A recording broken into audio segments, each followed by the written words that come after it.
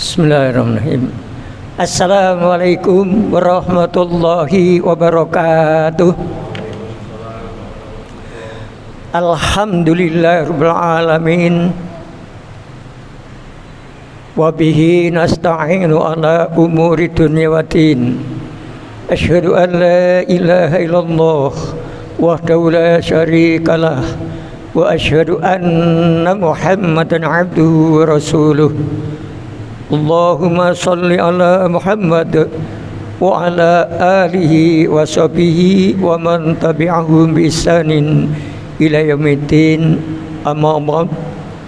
Bapak, Ibu-ibu, seluruh jamaah salat zuhur yang dirahmati dan dimuliakan Allah SWT, mari kita senantiasa untuk bersyukur kehadiratnya. Alhamdulillah, hingga saat ini kita masih diberi kenikmatan, yaitu kenikmatan sehat jasmani rohani, dan terlebih lagi kita diberi kenikmatan iman dan Islam.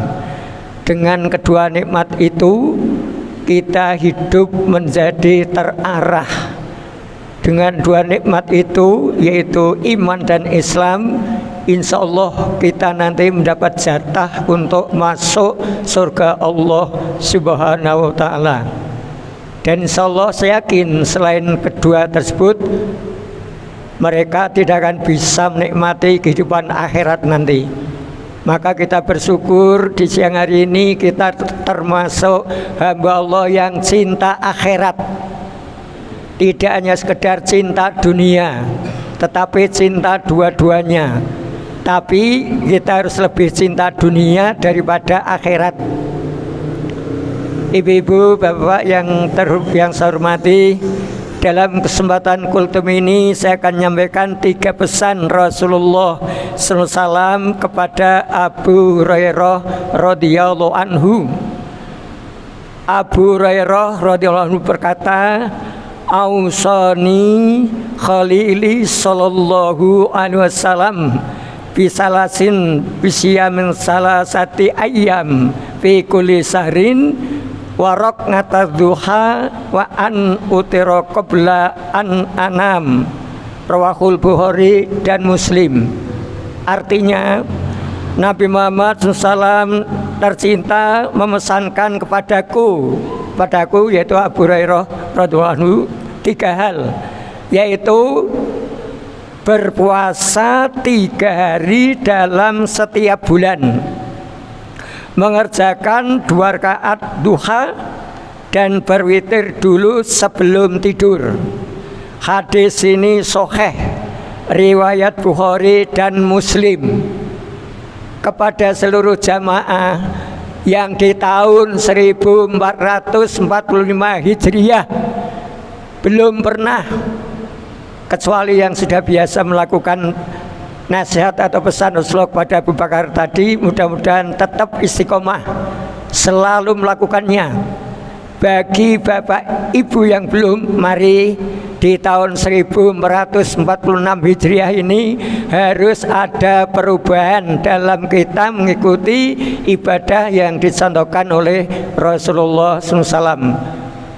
Betapa luar biasa figur manusia, pemimpin manusia yang jujur, amanah, sidik.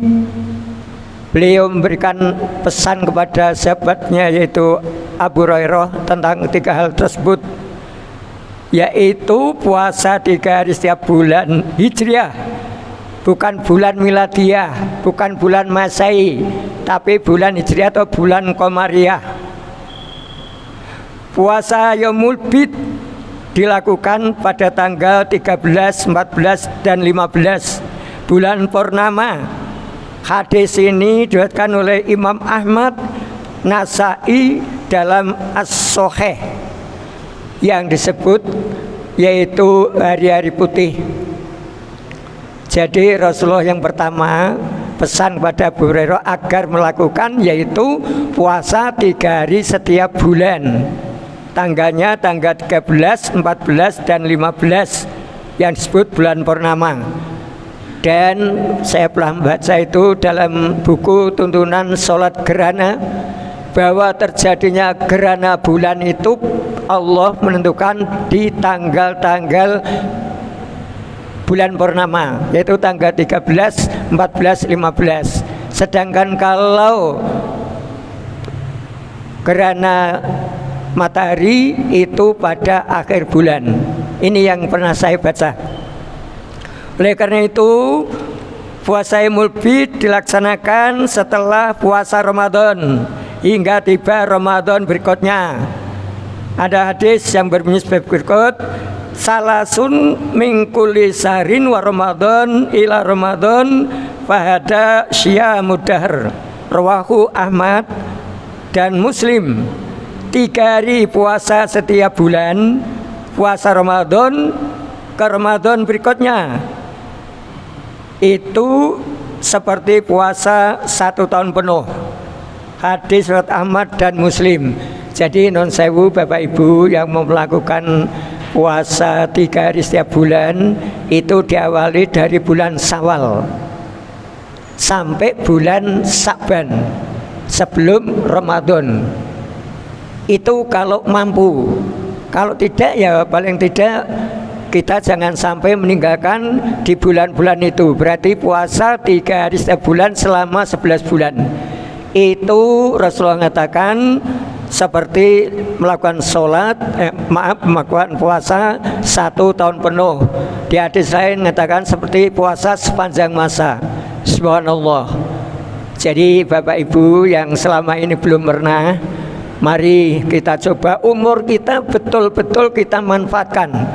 Kita minta umur kepada Allah, umur yang berkah dan bermanfaat, bukan umur yang panjang. Umur panjang tetapi malas untuk ibadah, apa artinya? Maka mintanya, ya Allah berlaku umur yang berkah dan bermanfaat dunia dan akhirat. Alhamdulillah seperti siang hari ini umur pendengar bermanfaat. Kenapa?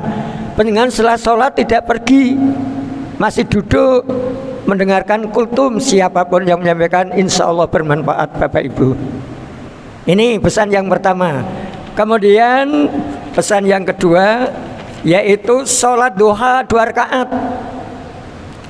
Bisa diawali setelah syuruk, waktu pagi-pagi itu awal sholat duha.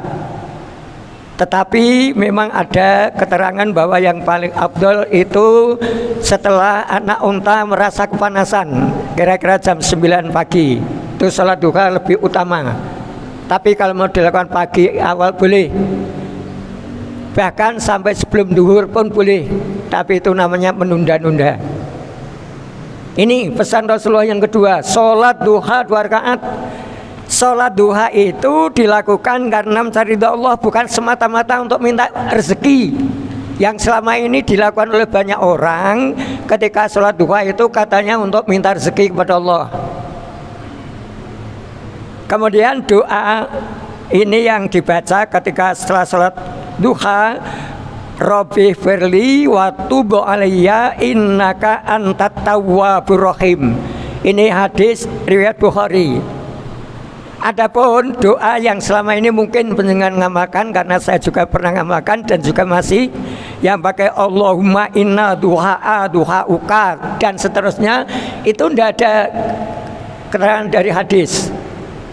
Itu susunan dari para ulama atau mungkin ustadz, karena pintar bahasa Arab. Jadi minta rezeki, kalau ada di langit disuruh nurunkan, kalau masih ada di bumi disuruh mengeluarkan, kalau masih jauh disuruh mendekatkan, kalau rezeki itu haram disuruh membersihkan. Ini yang selama ini dibaca. Ternyata itu dicari hadisnya tidak ketemu. Bahkan yang ada itu tadi, Rabbi firli wa tub alayya innaka antat tawwabur rahim. Ini hadis Bukhari. Kalau orang itu sudah tidak punya dosa, rezeki itu gelidir Bapak Ibu, datang sendiri. Karena dosa itulah yang menghalangi rezeki seseorang. Maka monggo, walaupun dengan tetap Allahumma inna duha dan seterusnya dibaca, monggo. Tapi kalau sudah hafal Rabbi firli wa tub alayya innaka antat tawwabur rahim, Ini dianjurkan 100 kali bacanya kalau mampu. Otomatis kalau Allah sudah kita tobat, Allah memberikan ampunan, Allah Maha Pengasih, kita tanpa kita minta rezeki atau minta, Allah akan beri. Kemudian nasihat yang terakhir 3, sholat witir sebelum tidur. Monggo Bapak Ibu yang sudah biasa enak sebelum tidur witir dulu. Kalau takut ngantuk, kalau mau witir agak malam setelah ba'da isya Bapak Ibu. Tapi sholat ba'da isya dulu, kemudian sholat witir. Satu rakaat boleh 3 rakaat langsung salam. Kalau dengan hafal, rakaat pertama baca surat A'la, Sabbihisma rabbikal a'la. Yang kedua surat Al-Kafirun, rakaat kedua. Rakaat ketiga surat Al-Ikhlas. Menawi hafal namboten, yang penting Al-Fatihah. Itu rukun sholat.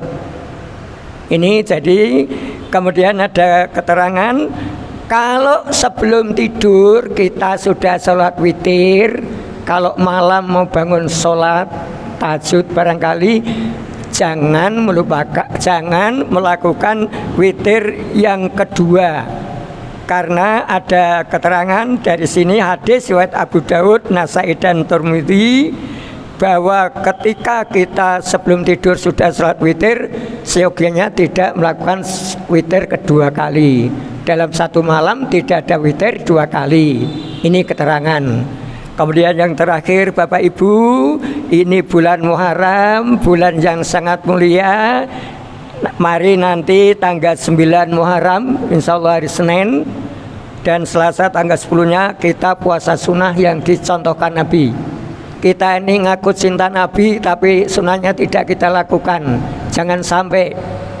Puasa Tasu'a itu memang Rasulullah belum melakukan, tapi beliau sudah menyampaikan kepada kita dalam sabda beliau, fa idza kanal amul muqbilu insyaallahu sumnal yaumat tasi', rawahu Muslim. Jika aku nanti bertemu di tahun depan, kita ketemu di tahun depan, insya Allah kita mulai berpuasa pada tanggal 9. Namanya puasa Tasu'a Bapak Ibu. Berarti dua hari, puasa tanggal 9 dan tanggal 10. Puasa tanggal 10 Muharram itu menghapuskan dosa 1 tahun yang telah kita lakukan.